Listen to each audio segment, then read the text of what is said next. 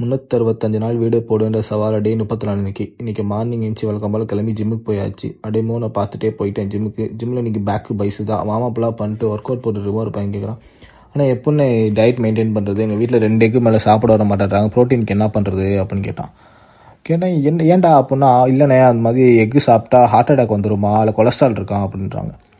அப்படிலாம் இல்லை, அதே மாதிரி எல்லாரும் அதான் கேட்குறீங்க, எப்படி 5 முட்டை சாப்பிட்ற ஹார்ட் அட்டாக் வந்துடும் கொலஸ்ட்ரால் இருக்காதுல்ல அப்படின்றீங்க. அப்படிலாம் கிடையாது. எக் ஒரு நல்ல ப்ரோட்டீன் சோர்ஸ், அதுவும் இல்லாமல் 70 கேலரிஸ் 5 கிராம் ஃபேட் இருக்குது. ரெண்டாவது அமினோ ஆசிட் அதிகமாக இருக்குது. அது ஆன்டி ஆக்சிடென்ட் லூட்டின் ஜீசாத்தின்னு சொல்லிட்டு இருக்குது. அதே மாதிரி egg good type of cholesterol தான், HDL அப்படின்னு சொல்லிட்டு குட் டைப் ஆஃப் கொலஸ்ட்ரால் தான். அது ஹார்ட்டுக்கும் நம்ம பிளட் வெசல்ஸ்க்கும் நல்லது.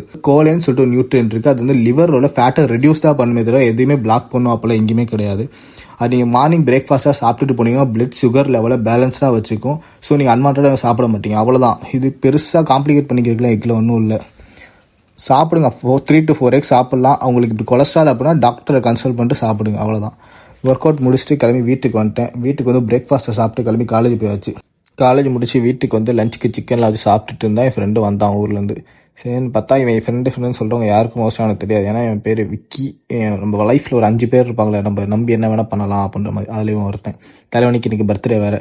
சரின்னு சொல்லிட்டு ஈவினிங் போல் வெளியே எங்கேயாவது போகலாம் அப்படின்னு சொல்லிட்டு கிளம்பி போயிட்டு ஈவினிங் ஃபுல்லாக சுற்றிட்டு நைட்டு வீட்டுக்கு டின்னரை சாப்பிட்டு டேவை முடிச்சேன். நான் டே 35 பார்க்குறேன். Peace out.